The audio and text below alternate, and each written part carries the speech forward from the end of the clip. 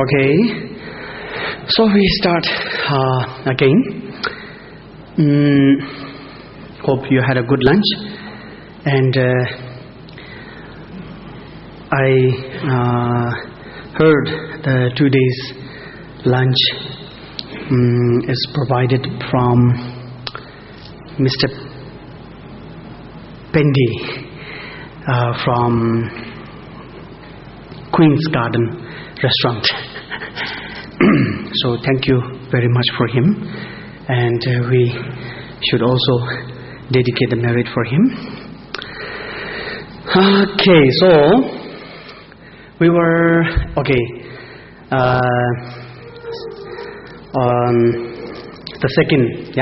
the second part of the Bardo of dying. Oops, it's broken.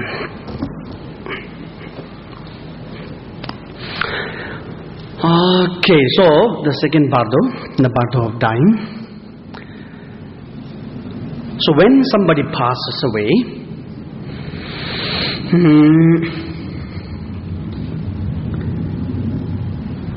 there are a few things that we have to keep in our mind. Yeah? Do we, let's say somebody is sick, seriously sick and hospitalized, and then we go to visit them with the flowers and with the other things, and even a card written maybe get well soon. Yeah, so go to hospital. That's usually what we do, but Bardo teaching then advise us, when we go to hospital to visit those people, we should have very pure, natural and relax who we are, as it is, present. No fabrications, because when somebody is very sick, then we go and then we start talking, how has that happened? How are you? Is that okay? So many things we ask, as if we really are concerned deep down, And then we also fashionably, when people go to visit hospitals, the patients also sometimes feel, I have more visitors with more, kind of gift, things, better flower. And people also do, okay, let's go and take some very special flowers. But that person, if it is alone, okay, no problem. But if it is sharing a room with other patients, then because it is people, emotionally we get jealous, we get feel disappointed, this and that. So these kind of things that we have to be careful. And especially when we go to hospitals, then we also like to, act quite unnaturally. Something that we, tell extraordinary or talk, more than needed. So these are things, and then very fashionably we say, get well soon, But actually, the person did not get sick purposely himself, intentionally. For him, to decide, when we say get well soon, he say, okay, yes, I will tomorrow. Difficult for him. So, you go to hospital, okay, bring flowers and everything. But before going to the hospital, we set our motivation. If you know the practice of Guru, Vaishajya Guru, like Medicine Buddha, then chanting the mantras, or you don't have to say loud, and then deep down, with a kind heart, visualization, in the mind, Medicine Buddha in your mind, you go. Whoever sees you, they get good energy. You go to the hospital, you bring good energy. You just relax, be natural, sit beside, don't have to say much, just hold the hand. If you know Medicine Buddha prayers, just quietly say with your mind, transfer it, the blessings, Even you cannot do that, just feel the compassion heart and sit beside. It will bring a lot of good energies. Some people, when they are dying in the last stage in hospital, so at that time, then what we do is, usually people want to come and they like to show emotion, cry, as if they have been the only person who care and loved the most, Then they hold and cry and they show emotion, even there is no tears. They will, all the makeups, and then they will try in a very fashionable way. Okay. And so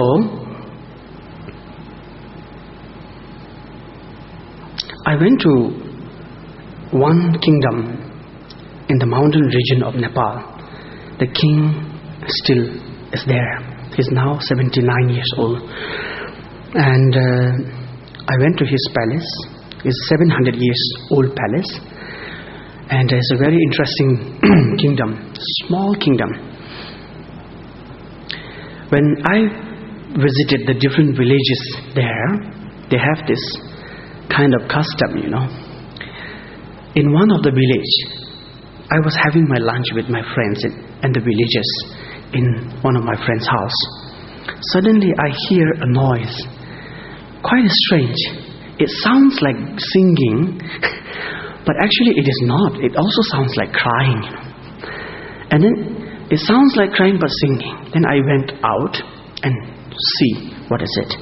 The friends told me somebody died and they are crying. So I watched. There are a group of people, especially women, line up. And then there is a leader to chant the cry, chanting the cry.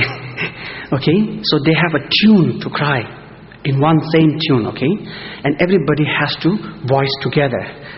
Okay, and kind of cry together. So must follow the leader's tune. It's very funny. Somebody died, and then this is what they are doing. And I asked why they do this, and it is like showing their grief, expressing their sadness and sorry for the dead. It's good, okay, that sounds okay, but the action,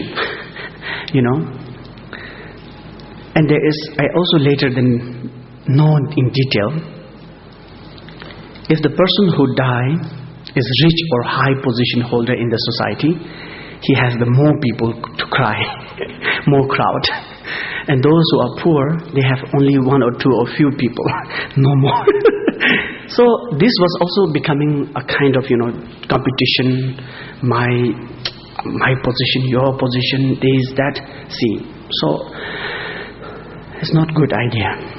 Bardo teaching then says, totally no cry.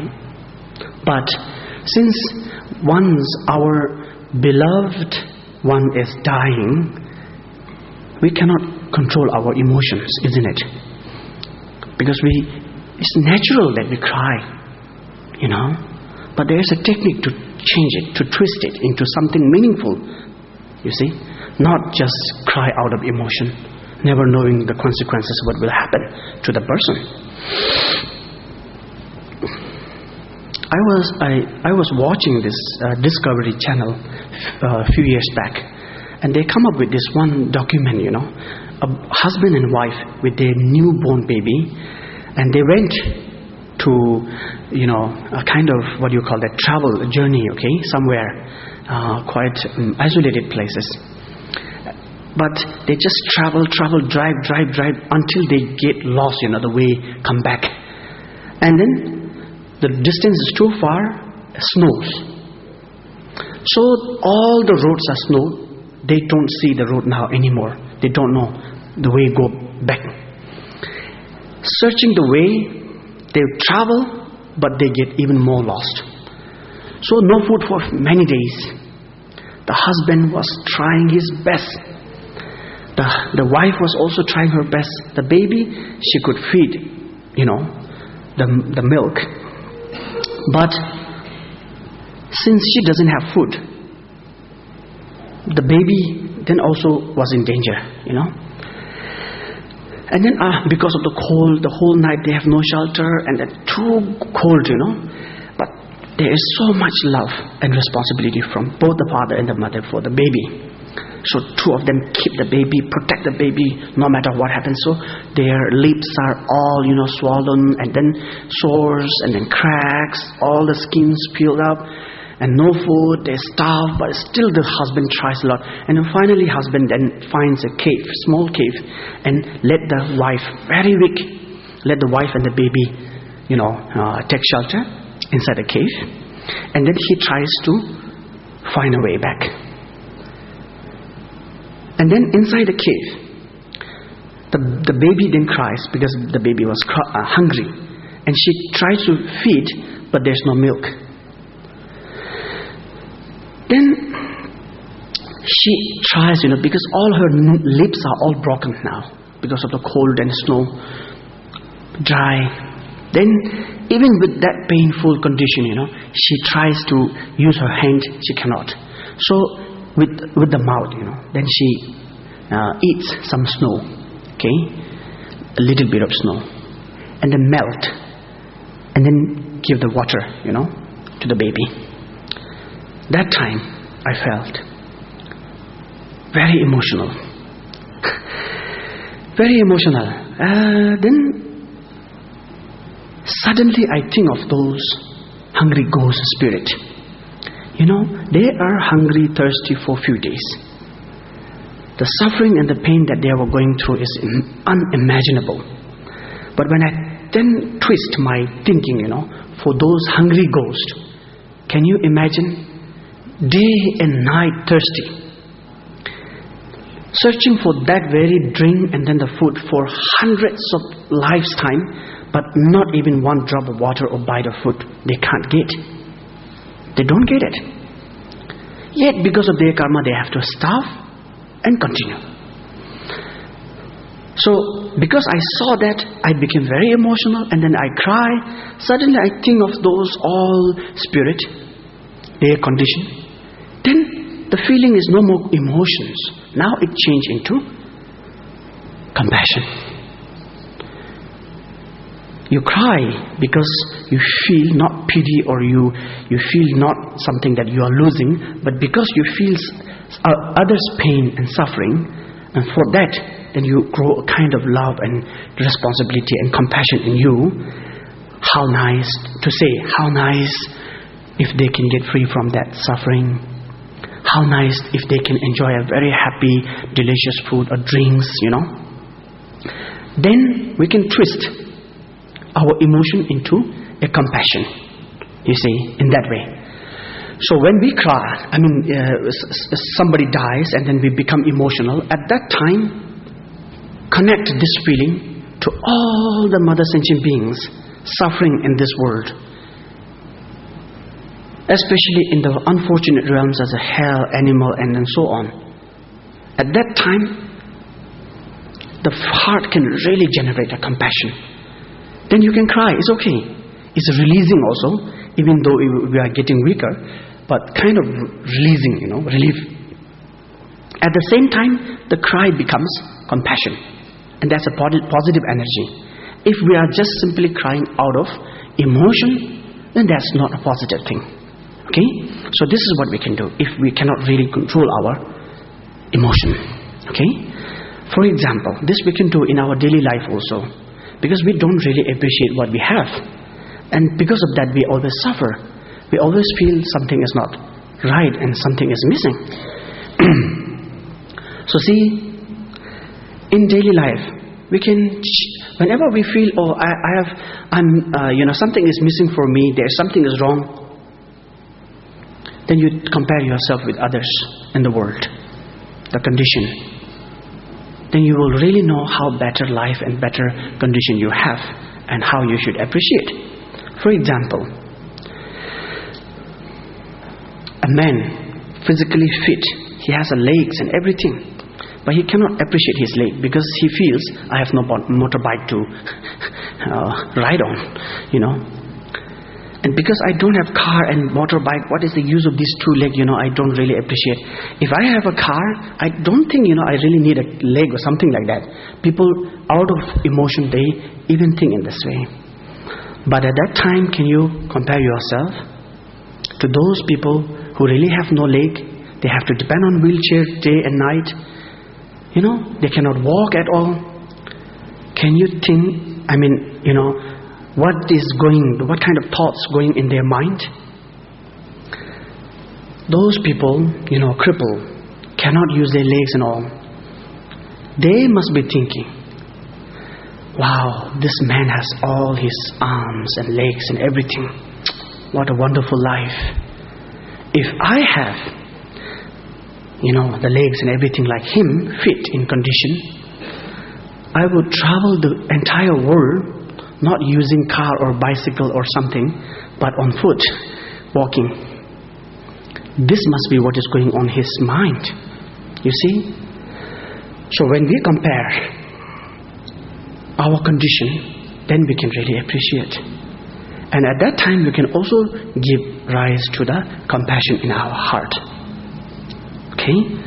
So especially when somebody is in hospital on the last stage, and we feel very sad, at that time, what you can do is then compare with that condition with, others. You have medicine, you have doctor, you have best, choices of the hospitals, and you have supporter, you have family, you have care, love, everything. Yeah? But there are hundreds of thousands of them who die without almost any one of these. No caregiving people around, no proper medicine around. Last year, 2 years back, like my hometown, because we don't have hospitals, in the name of medicine, we don't get even a cetamol, So many of the girls, young girls, while giving birth to baby, they die. 2 years back, we lost almost, quite a them. Many people, in this world, they are suffering with so many different challenges. But when we compare our own condition, or we feel that sadness emotion to somebody in hospital bed, at that time we compare his condition with others. At that time then we don't feel any more emotional, but we feel compassion. That's good energy, you see. So this is what we can do. And then person who is dying at that time, possibly not showing any emotions, but don't even have to say anything. Whatever he does, accept. Don't ignore. Whatever he says, even you don't understand, don't ask. You just pretend like, yes, I understand. Okay. Just make him like completely listen, accepted, care and concern. You see? And just be around. Be present, naturally. Relax. And don't let the people, who might disturb him, let's say enemies. The moment enemy he see around, then he will feel, because of his habit, why this guy is here when I am in my bed in hospital. He gave me a lot of pain in my life and sufferings and troubles. Now he has come to watch my final death also. So he will feel anger, and that's not good. Also, better don't let all those people to whom the person has too much attachment. It's okay, meet them maybe, if needed, but quickly, not long staying. Because it will grow attachment and cannot let go. You see, the mind, desire and attachment is so strong, that will really hold on, very strongly. This is another thing. Don't let those people can cause him negative energies, negative emotions. Don't let them be around for a long time. Okay? And then also dying, let's say, the doctor then declares, confirms for the final time, yes, there is no hope. But that has to be very carefully, examined. Not like randomly, approximately, doctor confirming it. No. Okay? Make sure that is really 100% sure. Confirm. When doctor says no hope, there is no hope, no hope, no hope, then at that time, we shouldn't keep the truth untold to the person. The person should be told the truth, okay? Because we don't want to hurt.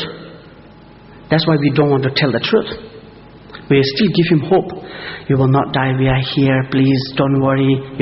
But the actual fact is, doctor already confirmed. Then he will have still kind of hope. But suddenly when that happens, then he regret, and he will feel betrayed by those people. Betrayed by those people. When we do something, not telling others, and that goes wrong, then that becomes issue. Then people tell us, why didn't you tell me? You should have told us, isn't it? See now what happened? So exactly this is what happens there if we don't tell the truth. Okay? So we have to tell the truth. But not like, in a very funny way. Wow, good news. Doctor said, you are going to die, As if we are almost likely to say, we're arranging the party or something to throw. Okay? So,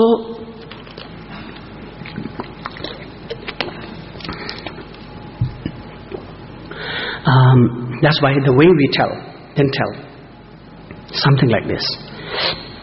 Okay, don't worry.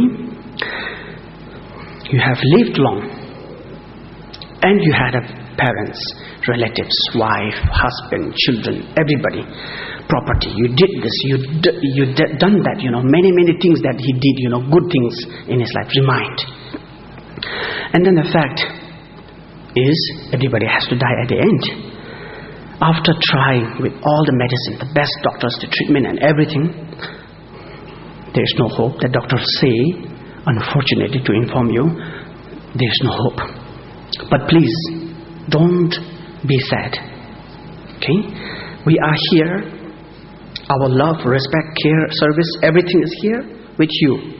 Not only now, but it will be continuous after you pass away.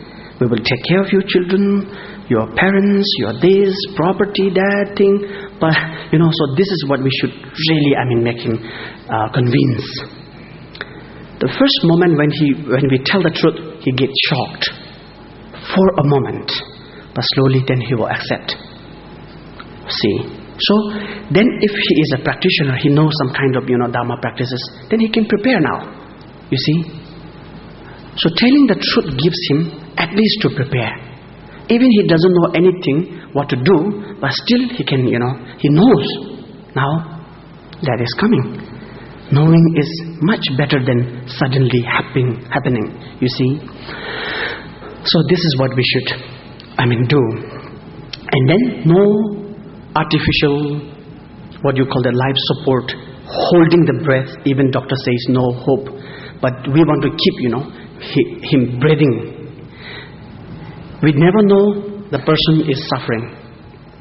Just because we want to see the person is still breathing, then we hold, paying the most expensive things. And doctor will do it, they will just keep, give the medicines, whatever, oxygens and everything, the life support, and it will just hold on, Actually, this is not what the patient wants, the one who is dying, but this is what we want. We want, You see, in fact, the person is suffering. Because this is unnatural. And we talk about human rights. Right for eating, right for talking, right for expressing this and that, doing this and that, freedom, independence, everything.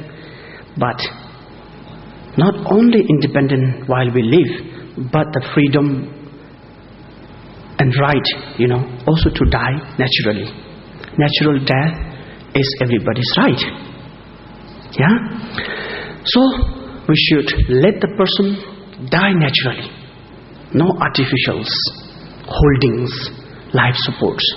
If we do that, even we feel kind of satisfied, okay, I try, and we spend a lot of money, because many people do that, they say that.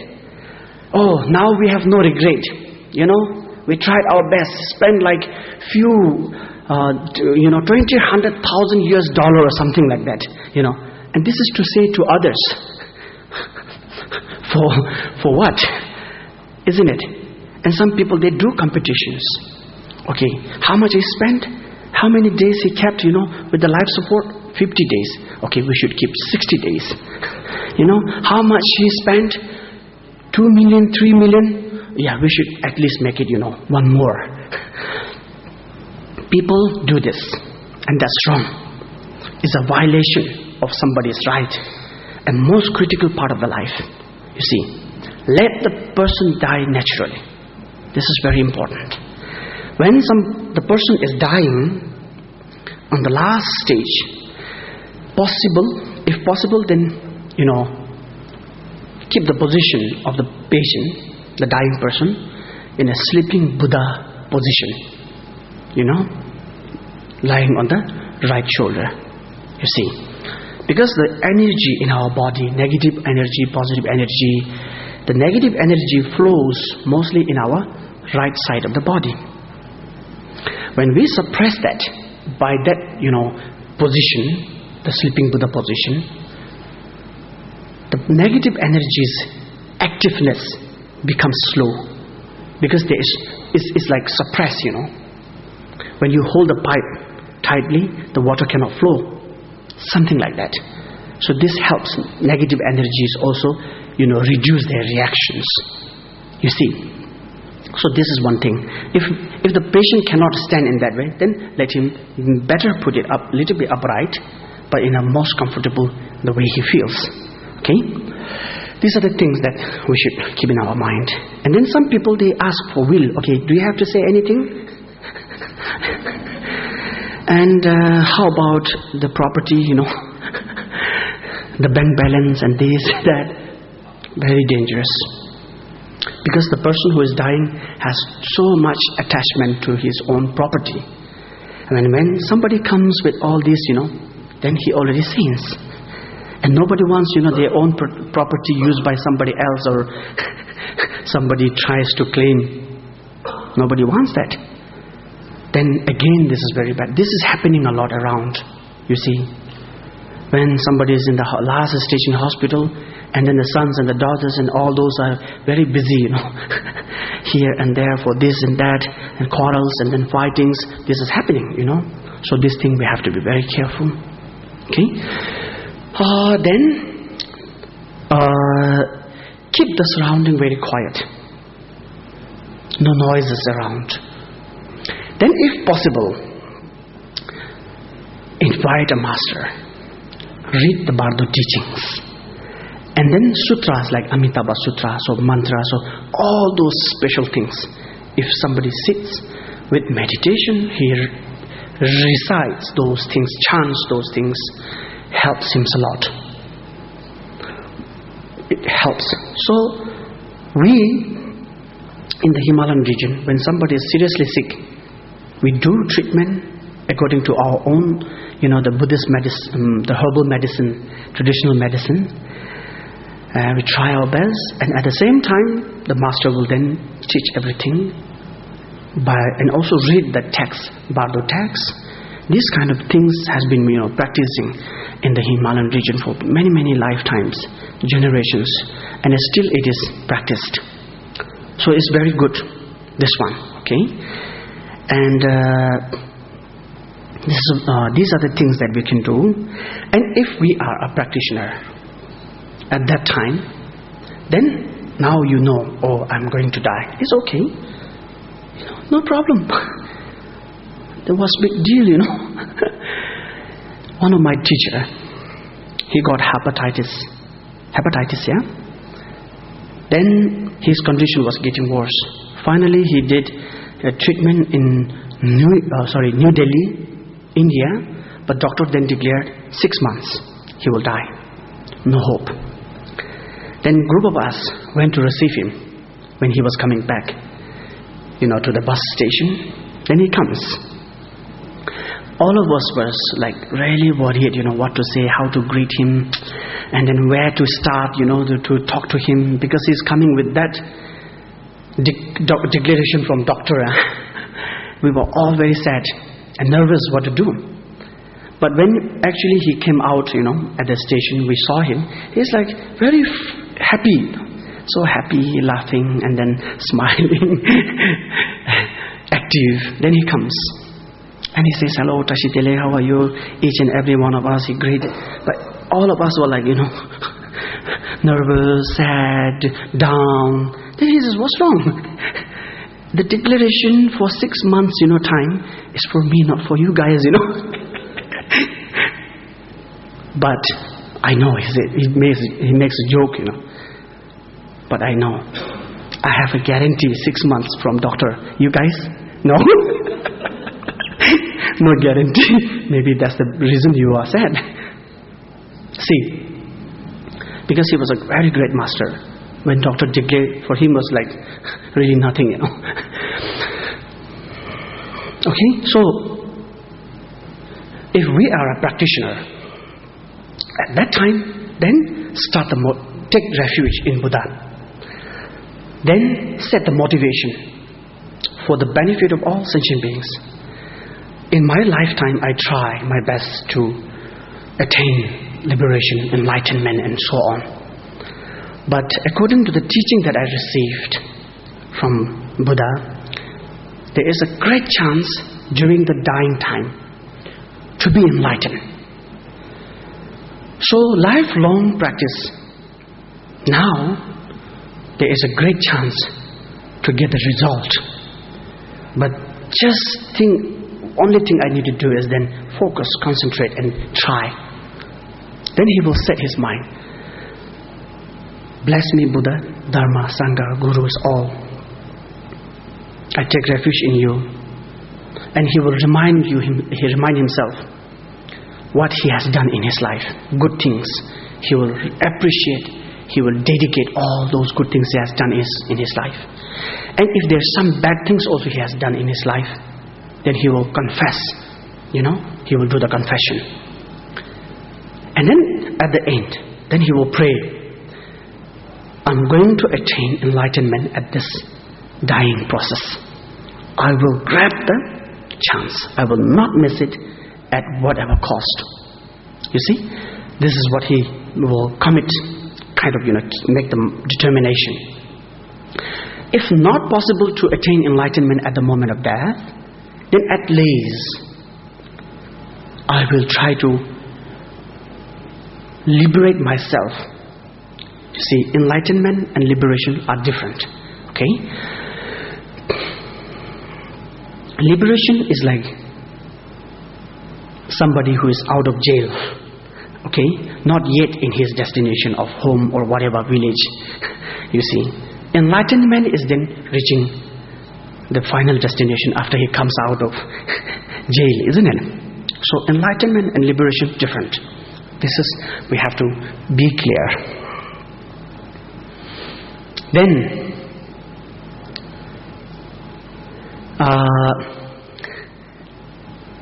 so the person then, I will try to do my best to liberate myself during the dying process. If not, then at least by the third Bardo, I will definitely try my best to be enlightened. And then, if not, liberation. If I will fail during the third Bardo, then I will definitely make it from the fourth Bardo, Bardo number 4th. From there, I can go to any pure land I want. Then I will not miss that. If I will fail that to do that also, then there will be danger for me to be dragged down into the samsara. So I will remind myself of all those instructions to protect myself from going into samsara again. There are techniques like that. If I will really fail even to do so, then I will make sure I will not go to hell or anywhere else that I don't want. If anyhow I have to be born again, in that case then I will choose country, continent, country, community, family, parents. We can choose. At the moment of death, as a practitioner, then you can plan all this. Then engage in your practice. Number one, you will enlighten. If fail, liberation. If fail, at least go to the Pure Land. If fail, we can protect ourselves from going into the wrong kind of world, unfortunate suffering, samsara, others. And still we fail, then we can choose. Okay, if you want to be American, Chinese, Japanese, whatever, okay, we can choose. The teaching of Bardo then gives complete instructions on that. Okay, so at the moment of death, then we set our mind in that way. Then engage whatever practice we know, what you know. See? And you can make prayers like to Buddhas, Dharma and Sangha, to be born in a very good family where you can get complete condition for the Dharma, to learn Dharma, practice Dharma, good guru immediately. I mean, all the surrounding, the conditions for the practice and everything, you know. And also, if you want to be a very good master to teach others, like a monk or this or that, what you want to, then you can pray for that also. So this is how we prepare at the moment of death. And if it is a highest, kind of practitioner's case, he does not have to do much. He will just focus, settle his mind. He will liberate himself, enlighten himself easily because he knows now. And then there is a practice called Phowa. Phowa is transfer. We are being transferred from one department to other, one office to the other by government, isn't it? Same. The transference of our mind, the consciousness, then there is a technique called Phowa, the transference of consciousness, transferring our mind. That practice is called Phowa. At the moment of death, many people then do this practice. They visualize, they set everything in their meditation, and then they grab the mind, with the meditation technique, and then shoot the mind right from this body through our the crown channel to the Buddha Amitabha or whatever Buddha that you want to attain. There is a technique, the Phowa technique. It's very effective. Still we have this transmission, practice, everything. So we do this, and in India, everywhere, So you can also learn that in the future, the technique of Phowa, because I don't really have time to go in detail about that. But this is simply, you can understand, it is to separate the mind and body through one very special technique called Phowa, the transference of the consciousness. And with that technique, you can separate the mind from the body and shoot it into Buddha Amitabha. And then we don't need to go to Bardo or anywhere, It's direct, shortcut, rocket. Okay? There is a technique like that. I'm kind of talking about a dream. There is a complete practice for that. Okay? This is for your information. And so when we go through those experiences, set our mind in that way. Try to do, focus. All those experiences like burning, sinking, dropping into what you call that abyss, or pit. Don't get distracted. You must realize, this is what happens. It's like, when we play in a roller coaster, It's very scary, but we know this is what happens, This is the fun. So exactly the same thing. Exactly the same thing, okay? When we pass away, then all those element dissolutions happen, and we have lots of experiences, but at that time we know, this is what happens when we are dying. And at that time, what you have to do is then, in roller coaster, what we do? Hold tight, scream, focus, isn't it? Go to do fun more times, huh?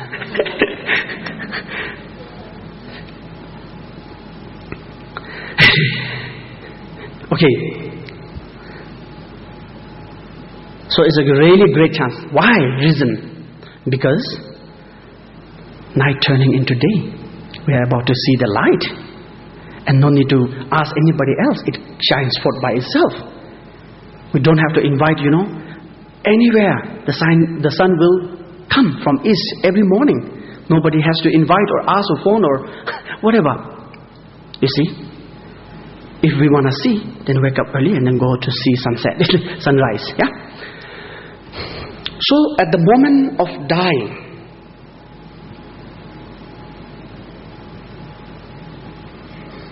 at that time, so what you should do is then focus on the instruction.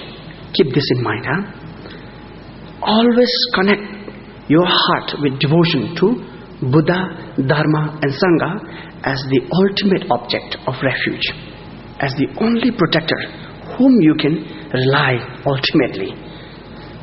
Always have that and pray. Number 2, then think of your Guru who has given you the introduction on your nature of mind, who have shown you the path of Dharma. Think of his kindness, his compassion. And then also have the devotions.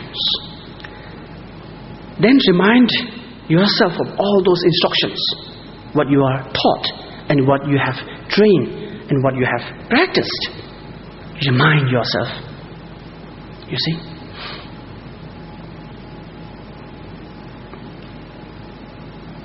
Then try to maintain in the state of your meditation. Whatever meditation you know, whatever practice you know, do that. Because if we are to do new things, then we will not able to do. But the practice that we already used to, if we are to apply it there, then easy. Okay? So this is how we take care of ourselves. Buddha, Dharma, Sangha, Guru, always remembering them. Never separating ourselves from devotion to them. And then praying. At the same time, engaging our heart, our being, with the practice of Dharma that you know. Okay? That's another one. And then thirdly, at least you try to cast away all the attachments towards the parents, towards the husbands and wives and children, all the properties and everything. Because meaningless to attach to. They will not follow, even we want to, even we ask, it will not. You see? We have to leave them all behind, even this very body. So no way. That's why cast away all those attachments the moment when we die. Practitioners, what they do, they know sometimes. And then before they die, they just divide everything that they have, and they will divide it. Okay, this portion goes to the monastery, this portion goes to the guru, this portion goes to the charity, this portion goes to my friends or wherever he wants, he just divide everything. But for us, if it is difficult to do, the simplest thing is then live and feel happy. I wanted to do so many things in my life, but I really couldn't do. But by the time I die, I have still, something to leave behind. All those money, property and this and that is good, I have something to leave behind. As a charity, as an offering, as a contribution, you just leave them, without any attachment. And pray, may this be a very great cause of benefit, service and this and that for all. Just let go. See, that's one very good technique. Okay, so then set the state of mind. It's very, very important. State of mind plays a great role the moment before we die. Okay? The place where I come from is in the mountain, snow-capped mountain, and it's completely isolated. When I was small, my grandfather and my grandfather was the one who taught me. But we didn't have like copy, paper, pen, all this, like we have today here. So because one page of paper is like more than a gold, so precious. So then the grandfather, when they taught us, is like oral, not using any paper, orally teach us the things that we need to memorize. Before I sleep, he will repeat 3 times, and I will have to follow, repeat, and then sleep. And he will say, tomorrow morning, come on time. But you never know what is that time, because we don't have any watch or clocks, So he will say, come on time, but what time? No idea. Okay? Early morning anyway, roughly to say. So I set my mind, tomorrow I have to wake up by that time. Exactly by that time. Set the state of mind and then sleep. For a few hours, very sound sleep. 3 hours, 4 hours later, then you get to start, kind of waking up, 5%, 10%. Wake up suddenly. Oh, maybe it's already the time. Oh, still dark. Sleep. Then again, after some time, you wake up suddenly. Is it the time? No, still. And that time, we didn't even have the chicken. Too high. Chickens cannot survive. So no chickens to tell us the time,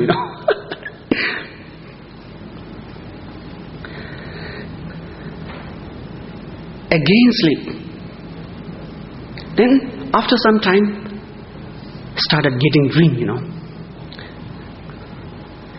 Couldn't wake up on time.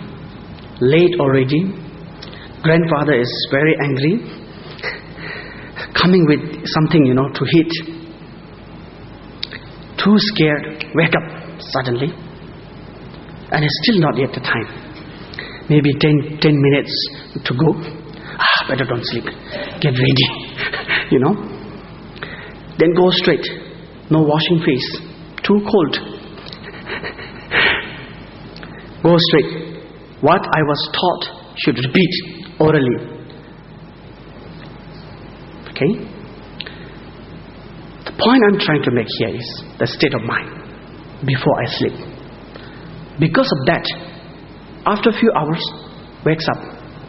Nobody knocks, nobody wakes you up, but you wake up repeatedly. Not only that, this state of mind can even create that dream, which makes you wake up even 10 minutes earlier. You see, state of mind is powerful as such. The moment before we die, if we die with a state of mind full of anger, go to hell. Really. See? Negative emotions. We die with these negative emotions. The state of